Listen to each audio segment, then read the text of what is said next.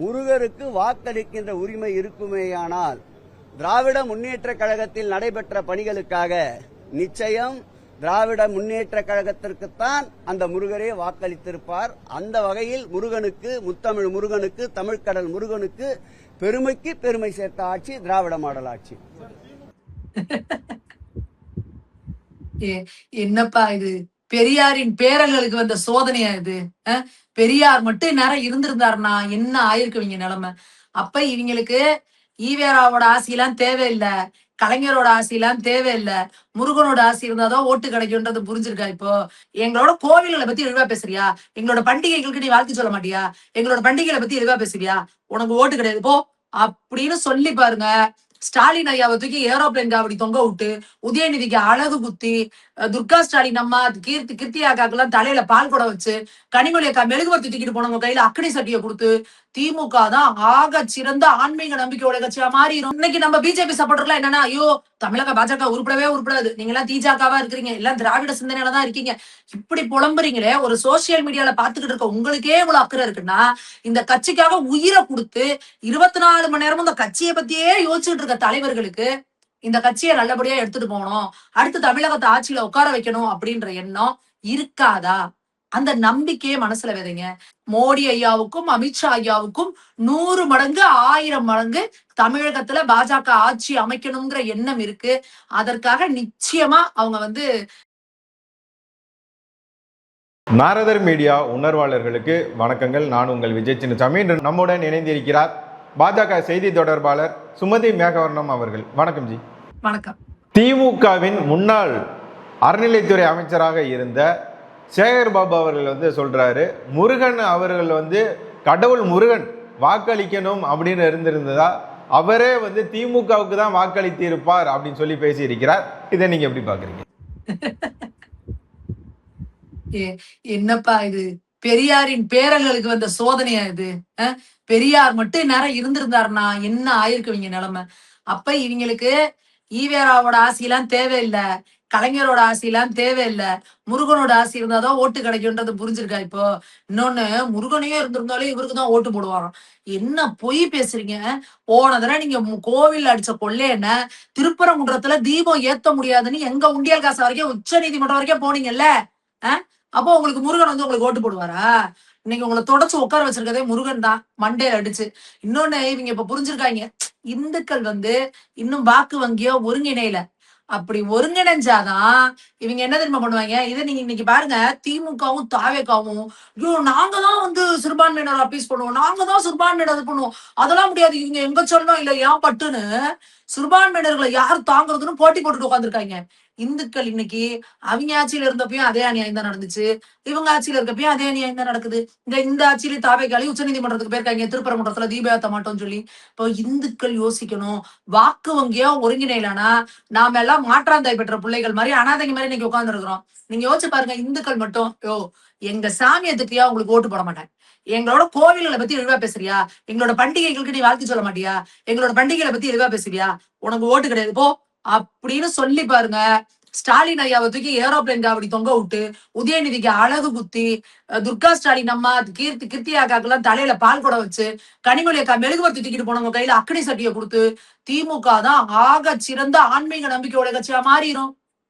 அப்போ இதானே சோழர்கள் சொன்னாங்க, நீங்க எல்லாம் இந்துக்கள்லாம் ஒருங்கிணைஞ்சு ஓட்டு போட்டீங்கன்னா பழனிக்கு பால் காவடி எடுப்பாங்க திமுக காரங்கன்னு சொன்னார்ல. அப்ப ஏன் இந்துக்கள் இன்னும் விழிச்சுக்க மாட்டேங்கிறீங்க? ஏன் இன்னும் ஒருங்கிணைய மாட்டேங்கிறீங்க? ஏன் இன்னமும் திரும்ப திரும்ப திரும்ப ஓட்டு போடுறதுக்கு ஏதோ ஒரு வகையில உங்களுக்கு ஒரு டிஸ்ட்ராக்ஷன் இருந்துகிட்டே இருக்குல்ல? ஒண்ணு உங்களை இதை சொல்லி நேரத்தை வச்சு பிரிக்கிறாங்க, இல்ல ஜாதியை வச்சு பிரிக்கிறாங்க, இல்ல ஏதோ ஒரு சினிமா முகத்தை வச்சு உங்களை டிவியேட் பண்றாங்க. இப்படி ஏதோ ஒரு டீவியேஷன் இருந்துகிட்டே இருக்க ஒழிஞ்சு இந்துக்களா ஒருங்கிணைஞ்சு யோசிச்சு ஓட்டு போடுறதுங்கிறத எப்ப தமிழக மக்கள் முடிவெடுக்கிறாங்களோ அப்போ இது போன்ற புல்லுருவிகள்லாம் காட்டாற்று வெள்ளம் போல அடிச்சுட்டு போயிருவாங்க. தமிழக பாஜக தலைவர் மாற்றப்பட போகிறார் அப்படின்ற செய்தியவும் நம்ம இப்ப பார்த்துட்டு இருக்கோம். சமீப காலமாக தேர்தல் முடிந்த கையோடு தேசிய தலைமை என்ன நினைக்குது அப்படின்னா, பாஜக தமிழ்நாட்டில் இந்த தோல்விக்கு காரணம் தலைவர் தான், அதனால தலைவரை மாற்றணும் அப்படின்ற எண்ணத்தில் இருக்கிறாங்க. இந்த செய்திலாம் இப்படி வலம் வந்து கொண்டிருக்கிறது. தமிழக பாஜக தலைவர் மாற்றப்படுவதற்கான வாய்ப்பு இருக்கிறதா? உங்களுடைய கருத்து என்ன? எப்பவுமே 3 வருஷத்துக்கு ஒருக்க மாத்துறது தானே. இங்க பாஜக யாருமே நிரந்தர தலைவர்கள் கிடையாது. 3 வருஷத்துக்கு ஒருக்க மாத்துவாங்க தான். அது என்ன மாற்ற போறாராங்கிறீங்க? அப்ப இதுக்கு முன்னாடி இருந்த மாநில தலைவர் மட்டும் எத்தனை எம்எல்ஏக்களை ஜெயிச்சு கொடுத்தாரு? எத்தனை எம்பிக்களை ஜெயிச்சு கொடுத்தாரு? அப்ப யாராவது கேள்வி கேட்டீங்களா? அப்போ இது வந்து தேவையில்லாத பேச்சு. எல்லாருமே ஒரு கூட்டணி அப்படின்னு சொல்லி இருக்கும்பொழுது, இது வந்து ஒரு கூட்டு முயற்சி. அதுல வந்து கூட்டணியில கால்குலேஷன் மிஸ் ஆச்சு. அதுக்கப்புறம் வந்து இங்க விஜய் ஃபேக்டர் அப்படிங்கறத ஒண்ணு யாருமே எக்ஸ்பெக்ட் பண்ணல. சோ அப்படி இருக்கும்பொழுது இது போல அன்எக்ஸ்பெக்டட் ஃபேக்டர்ஸ் நிறைய இருந்தது. கூட்டணியிலயும் சில மிஸ்ஸிங்லாம் இருந்தது. அப்போ அதுக்கு வந்து நீங்க வந்து அவர் இந்த மாதிரி சொல்றது, இது வந்து தேவையில்லாம தமிழக பாஜக தலைவர்களை பத்தி தொடர்ந்து வந்து இது என்னன்னா நீங்க யோசிச்சு பாருங்க. இந்த பாஜக இருக்க லீடர்ஸை வந்து நீங்க வந்து டிஃபேம் பண்றது மூலமா நீங்க என்ன பண்ணிட்டு இருக்கீங்க? தமிழக பாஜகவை இழிவுபடுத்திட்டு இருக்கிறீங்க. அப்ப பாஜக இருக்க லீடர்ஸ் எல்லாமே இல்ல இவங்க இப்படியா, அவங்க அப்படியா, அவங்க இப்படியா, அவங்க இப்படியானா அப்ப யார் கரெக்ட் நீங்க சொல்லுங்க. அப்ப டெல்லியில உட்காந்து இவ்வளவு விஷயங்களை யோசிச்சு அனலைஸ் பண்ணி போடுறாங்கன்னா, யார் இது பண்ணாலுமே ஏதாவது ஒண்ணு குறை சொல்லிட்டு இருக்கீங்கன்னா, இது திட்டமிட்டு சில விஷயங்கள் வந்து பரப்புற வந்து கருத்துக்கள். அப்ப அதை வச்சு நீங்க வந்து பண்ணக்கூடாது. எல்லாருமே அவங்களோட பெஸ்ட் என்னவோ அதை கொடுத்துட்டு இருக்காங்க.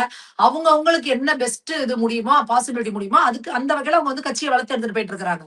அப்போ இவங்கதான் வளர்த்தாங்க, இவங்க எல்லாம் வேஸ்ட் அப்படின்னு சொல்றது வந்து உண்மையாலுமே வந்து ரொம்ப தப்பு. நீங்க இப்போ ஒரு தங்க சுரங்கத்துக்கு போறீங்கன்னா 16 அடி தோண்டுனா 17வது அடியில தங்கம் கிடைச்சிச்சுன்னா அப்ப 17வது அடி தோண்டினவன் தான் சக்சஸ் சொல்லக்கூடாது. அதுக்கு முன்னாடி 16 தடவை ஒருத்தன் வெட்டி இருக்கிறான். அப்ப அந்த 16 அடிகளுமே முக்கியம். அது போல ஒவ்வொருத்தவங்களா எடுத்து கொண்டு வந்திருக்காங்க. அங்க இலகணேசன் ஐயால இருந்து, அதுக்கப்புறம் பொன்னார் ஐயால இருந்து, அதுக்கப்புறம் எங்க தமிழிசேக்கால இருந்து ஒவ்வொருத்தவங்களும் அவங்கவுங்களுக்கு அவங்கவுங்களால முடிஞ்ச அளவுக்கு அடுத்த அளவுக்கு கொண்டு வந்துட்டே தான் இருந்தாங்க. அப்படி இருக்கும்போது அடுத்து எல்முருகன் அவர்கள் வந்து 4 எம்எல்ஏக்களை கொண்டு வந்தாரு. வேல் யாத்திரைன்னு ஒண்ணு பண்ணாரு.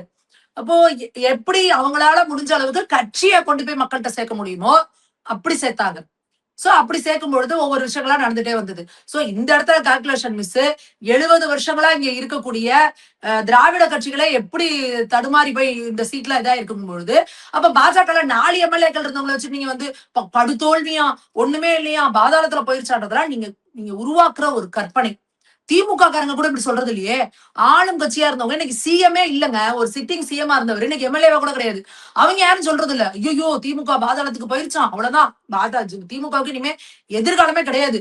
இதுக்கு எல்லாத்துக்கும் காரணம் ஸ்டாலின் தான். இப்படி யாராவது திமுக காரங்க பேசுனீங்க எங்கேயாவது பாத்தீங்களா? இல்ல மீண்டு வருவோம் அப்படின்றாங்கல்ல அதுதான். அப்போ நீங்க இன்னைக்கு பாஜக இன்னைக்கு என்ன சொல்றீங்க? என்னமோ பெரிய ஒரு 40 எம்எல்ஏ இருந்த மாதிரியும் இன்னைக்கு அப்படியே அதுல பாதுல ஏங்க எல்லாத்தையும் இங்கிட்டு இருக்க அங்கிட்டு எல்லாத்தையும் வலிச்சு எடுத்துட்டு போய் அங்க டிவி கேட்க ஒரு பெரிய ஒரு இந்த திமுகவோட கேவலமான ஆட்சியால ஒரு பெரிய ஸ்வீப் நடந்து அது எல்லாம் அங்க போய் இருக்கும் பொழுது நிறைய இடங்கள்ல நீங்க யோசிச்சு பாருங்க. எத்தனை இடங்கள்ல வந்து 5000 6000 ஓட்டுகள்ல எல்லாம் வித்தியாசத்துல தோத்து போனவங்க இருக்காங்கல்ல. அந்த கால்குலேஷன்ல வச்சா எத்தனை எம்எல்ஏக்கள் நமக்கு பாஜக வந்திருப்பாங்க? சோ இந்த மாதிரி நிறைய ஃபேக்டர்ஸ் இருக்குல்ல ஒரு எலெக்ஷன்ல இது பண்றதுக்கு. சோ எல்லாரும் அவங்களோட பெஸ்ட் எஃபோர்ட்டை போட்டிருக்காங்க. எல்லா விஷயங்களும் நடந்திருக்கு. அப்படி இருக்க பொழுது இந்த தோல்விக்கெல்லாம் இவர் தான் காரணம். ஜெயிச்சா அதுக்கெல்லாம் ஆஹா அவங்க பண்ணது பாருங்கள் அவங்க அப்படிம்பீங்க. தோத்தா இவங்க தான் காரணம் அப்படின்னா அது வந்து ஒரு ஃபேர் பாலிடிக்ஸ் கிடையாது. எல்லாரும் தேர்தலுக்கு அவங்களோட 100% எஃபர்ட் போட்டாங்க. ஆனா மக்கள் தீர்ப்பு வேறவா இருந்தது. நிறைய விஷயங்கள் அதுல உள்ள மாத்துறதுக்கும் நிறைய விஷயங்கள் இருந்தது. சோ ஒரு எலெக்ஷன்ல இருந்து பாடம் கத்துக்கிட்டு அடுத்த எலெக்ஷன்ல அதே தவிர திருப்பி செய்யாம பாடம் கத்து அடுத்த லெவல்ல அப்கிரேட் ஆகி வர்றதுதான் பாஜகவோட இத பல ஸ்டேட்லயும் நீங்க பாத்திருப்பீங்க. அப்போ நிச்சயமா எப்படி ஒரு 3 எம்எல்ஏக்கள் இருந்து எப்படி அடுத்தடுத்த லெவல்ல வந்து இன்னைக்கு ஆட்சியை பிடிச்சிருக்காங்க அப்படிங்கறத வெஸ்ட் பெங்கால்ல நீங்க பாக்கணும். அதனால ப்ரியாரிட்டி கொடுப்பாங்க. எதுக்கு என்ன பண்ணணும் அப்படின்றது வந்து பாஜக தலைமைக்கு ரொம்பவே நல்லா தெரியும். அதனால ரொம்ப நம்ம வந்து தளர்ந்து பெறவோட பாஜக நிர்வாகிகளுக்கு மிகப்பெரிய ஒரு ஸ்கோப் இருக்கு. 2031ல பாஜக நீங்க நினைச்சு பார்க்க முடியாத அளவுக்கான ஒரு மிகப்பெரிய எழுச்சியை பெறும். நீங்க இந்த வீடியோவை குறிச்சு வச்சுக்கோங்க. 5 வருஷம் கழிச்சு நம்ம அந்த வீடியோல பேசலாம். அப்ப நீங்க என்கிட்ட கேட்பீங்க, அக்கா நீங்க சொன்னது உண்மை அப்படின்றத நீங்க சொல்லுவீங்க. அந்த அளவுக்கான பிளானிங்கும் இது எல்லாமே இங்க போயிட்டு இருக்கு. நீங்க ஒரு மத்திய தலைமையை வந்து நீங்க அவ்வளவு ஈஸியாலாம் நீங்க இடம் போட்டக்கூடாது. நம்ம மட்டத்துக்கு இவ்வளவு யோசிக்கிறோம் அப்படின்னா அவங்க மட்டத்துக்கு அவங்க எவ்வளவு யோசிப்பாங்க அப்படின்றத வந்து இங்க பல பேர் புரிஞ்சுக்கிறதே கிடையாது. பாஜக வந்து இப்படி யாரோ போற போக்குல யாரோ ஒருத்தவங்களை கூப்பிட்டு கோடியா கொடுத்து பெரிய லெவல்ல ப்ரொமோட் பண்ணி அப்படிலாம் வளர்த்து விட்ட கட்சி கிடையாது. எல்லாருமே அடிமட்ட தொண்டர்களா அடிபட்டு மிதிப்பட்டு உதைப்பட்டு பெரிய லெவல்ல தங்க வாழ்க்கையை சாக்ரிஃபைஸ் பண்ணி எத்தனையோ பலிதானிகள் உயிரை பலியா கொடுத்து வளர்த்தெடுத்த கட்சி இது. ஒரு ஒரு 3 எம்பிக்களை வச்சு ஆரம்பிக்கப்பட்ட கட்சி இன்னைக்கு இந்தியாவுல 21 மாநிலங்கள்ல ஆட்சி புரிகிற கட்சியா வந்திருக்கு அப்படின்னா அதற்கு எவ்வளவு பேரோட தியாகமும் எவ்வளவு பேரோட உழைப்பும் இருக்கு. முழுக்க முழுக்க தேசத்தின் நலன், தேசபக்தி, அது மட்டும்தான் ஒரே குறிக்கோள். மோடி அவர்களே என்ன சொல்றாருன்னா, என்னைய விட ஒரு நல்ல தேசபக்தனை காட்டு, நானே தோத்து போயிடுறேன்றது. இந்த மாதிரி ஒரு பிஎம் நீங்க என்னை பார்க்கவே முடியாது. அந்த அளவுக்கு வந்து ஒரு டெடிகேஷனோட இருக்காரு அப்படிங்கும் பொழுது அப்ப அவங்க யோசிப்பாங்கல்ல, அவங்க பிளான் பண்ணுவாங்கல்ல, அவங்களோட ப்ரொஜெக்ஷன் எவ்வளவு லெவல்ல இருக்கும். அப்போ இந்த பிஜேபியில நான் வந்து தமிழ்நாட்டுல உட்காந்துருக்கேன், ஐயோ ஒரு இன்னைக்கு நம்ம பிஜேபி சப்போர்ட்டர்லாம் என்னன்னா, ஐயோ தமிழக பாஜக உருப்படவே உருப்படாது, நீங்க எல்லாம் தீஜாக்காவா இருக்கிறீங்க, எல்லாம் திராவிட சிந்தனையில தான் இருக்கீங்க, இப்படி புலம்புறீங்களே. ஒரு சோசியல் மீடியால பாத்துக்கிட்டு இருக்க உங்களுக்கே இவ்வளவு அக்கறை இருக்குன்னா, இந்த கட்சிக்காக உயிரை கொடுத்து 24 மணி நேரமும் இந்த கட்சியை பத்தியே யோசிச்சுட்டு இருக்க தலைவர்களுக்கு இந்த கட்சியை நல்லபடியா எடுத்துட்டு போகணும், அடுத்து தமிழகத்தை ஆட்சியில உட்கார வைக்கணும் அப்படின்ற எண்ணம் இருக்காதா? அந்த நம்பிக்கையே மனசுல விதைங்க. தயவு செய்து நெகட்டிவான விஷயங்களை, கருத்துக்களை பரப்பாதீங்க. தொடர்ந்து ஐயோ தீஜாக்காவா, இவங்க வந்தா விளங்கிடும், இவங்க வந்தா அவ்வளவுதான். இல்ல நீங்க நிறைய பாருங்க கமெண்ட்ல, நாங்க வந்து ஒரு பயிற்சி முகாம் நடத்துறோம்னா, ஆமா நீங்க நடத்திட்டாலும், நிர்வாகிகள் கூட்டம் நடத்துறோம், ஆமா நீங்க நடத்திட்டாலும், இவங்களை போய் சந்திச்சோம், ஆமா இல்ல எங்களுக்கு புரியல, நீங்க என்னதான் பண்ணுங்கிறீங்க. அப்போ உங்களோட பிளான பாஜக யார் என்ன செஞ்சாலும் இது விளங்காது அப்படின்னு நரேட்டிவ் செட் பண்றதுக்கு ஒரு கூட்டம் ரெடியாகி கிளம்பி இருக்கு. அப்ப அந்த கூட்டத்துக்கு பதில் சொல்லணும்னு அவசியம் எங்களுக்கு கிடையாது. எங்களோட தலைவர்கள், மூத்த தலைவர்கள், தேசபக்தி மிக்க தலைவர்கள் பல இடங்கள்ல, வெஸ்ட் பெங்கால்லாம் யோசிச்சு பாருங்க, பல உயிர் பலிகள், வீடு பூந்து வெளியே இழுத்து போட்டு வெட்டி போட்டு கையிலிருந்து காலிலிருந்து உயிரிழந்தவங்க எல்லாம் இன்னைக்கு அப்படிப்பட்ட ஒரு ஸ்டேட்ல வந்து நாங்க இன்னைக்கு ஆட்சியை பிடிச்சிருக்கோம்னா, தமிழக மாதிரியான ஸ்டேட்ல எல்லாம் வந்து எங்களுக்கு ஆட்சியை பிடிக்கிறது ஏமாத்துறோங்க. நிச்சயமா இது நடக்கும். தமிழகத்துல பாஜக ஒரு மிகப்பெரிய ஒரு இதோட வந்து ஆட்சியை பிடிப்பாங்க. அந்த நாள் வெகு தொலைவுல கிடையாது. அதனால சும்மா பாஜகனா இப்படிதான் அப்படிதான் தேஞ்சுக்கிட்டு வருதா, நலிஞ்சுக்கிட்டு வருதா, பிஞ்சுக்கிட்டு போகுதா அப்படின்ற மாதிரிலாம் இதெல்லாம் உங்களோட கற்பனை. இந்த தடவை ஓட் பேங்க் கூட எந்த இடத்துலயும் குறையல. ரொம்ப அழகா வந்து அதை மெயின்டைன் பண்ணி கொண்டு வந்திருக்காங்க. மக்கள் அத்தனை பேரும் இன்னமும் பாஜகக்கான ஆதரவாளர்கள் பாஜக கூட தான் இருக்கிறாங்க. மோடி ஐயாவுக்காக தேசபக்தர்களா இருக்கிறவங்க இன்னமும் பாஜக கூட தான் இருக்கிறாங்க. அதனால தேவையில்லாத புரளிகளை நீங்களும் பரப்பாதீங்க, புரளிகளை நீங்களும் நம்பாதீங்க. இதை பார்த்துக்கிட்டு இருக்கிற நிறைய தேசபக்தர்களோட மன வருத்தம், நிறைய பேர் என்கிட்ட கேட்டிருக்கீங்க, என்ன மேடம் இதுக்கெல்லாம் ஒரு முடிவு இல்லையா அப்படியா அப்படின்னா, நிச்சயமா ஒரு நல்ல முடிவு இருக்கு. நம்மளை விட மோடி ஐயாவுக்கும் அமித்ஷா ஐயாவுக்கும் 100 மடங்கு 1000 மடங்கு தமிழகத்துல பாஜக ஆட்சி அமைக்கணுங்கிற எண்ணம் இருக்கு. அதற்காக நிச்சயமா அவங்க வந்து நம்ம செய்யறதை விட அவங்க நல்லா செய்வாங்க, நமக்கு நம்பிக்கை இருக்கு இல்லையா. அவங்க என்ன பண்ணிட்டு இருக்காங்கன்னு நம்ம பாத்துக்கிட்டு தான் இருக்கோம். அதனால நிச்சயமா இன்னைக்கு எப்படி வெஸ்ட் பெங்கால்ல இதெல்லாம் முடியுமாங்க, மம்தா பானர்ஜி எல்லாம் அப்படின்லாம் நம்ம சொன்னோம்ல, இன்னைக்கு இங்க முடிச்சு காட்டியிருக்காங்கல்ல, அதே போல தமிழகத்திலயும் நீங்க சொல்லுவீங்க. அந்த நாள் ரொம்ப தொலைவில் இல்ல, 2031 வரைக்கும் வெயிட் பண்ணுங்க. நிச்சயமா தமிழகத்துல பாஜக மிகப்பெரிய ஒரு பெரும்பான்மையோட ஆட்சி அமைப்பாங்க. பார்க்கத்தான் போறீங்க. சமீபத்தில் பத்திரிகையாளர் சந்திப்புல வானதி சீனிவாசன் பாஜக மூத்த தலைவர்கள் அவர்கிட்ட ஒரு செய்தியாளர் வந்து கேள்வி கேட்கிறாங்க, திமுகவுடன் பாஜக கூட்டணி வைக்குமா அப்படின்னு கேட்ட கேள்விக்கு வானதி சீனிவாசன் அவர்கள் வந்து பதில் கொடுக்கிறார், அரசியல்ல யாரும் நிரந்தர எதிரியும் கிடையாது, நிரந்தர நண்பனும் கிடையாது அப்படின்னு சொல்லி பேசியிருக்கிறார். இது குறித்து சமூக வலைதளங்கள்ல பல விவாதங்கள் வந்து முன்வைக்கப்பட்டது. இதற்கு உங்களோட பதில் என்ன? இதுல என்ன தம்பி இருக்கு? யாருமே அரசியல் நிரந்தர எதிரியும் கிடையாது, நண்பரும் கிடையாது தம்பி. இப்ப விசிகா 3 மாசத்துக்கு முன்னாடி யார் கூட பார்த்தாங்க? இப்ப யார் கூட பார்த்தாங்க? காங்கிரஸ் யார் கூட பார்த்தாங்க 3 மாசத்துக்கு முன்னாடி? இப்ப எங்கப்பா இருக்காங்க? இப்ப இவங்கெல்லாம் எங்களை நோக்கி கை நீட்டுறதுக்கு இவங்களுக்கு எல்லாம் என்ன யோகிதை இருக்கு அப்படின்றது எங்களுக்கு ஒண்ணும் தெரியல. எல்லா விஷயங்களும் நீங்க ஒண்ணு யோசிக்கணும். ஒரு தேசத்தோட நலன் அப்படின்னு வரும்பொழுது அவங்க ஒட்டுமொத்த தேச நலன் அப்படிதான் யோசிப்பாங்க, புரியுதுங்களா?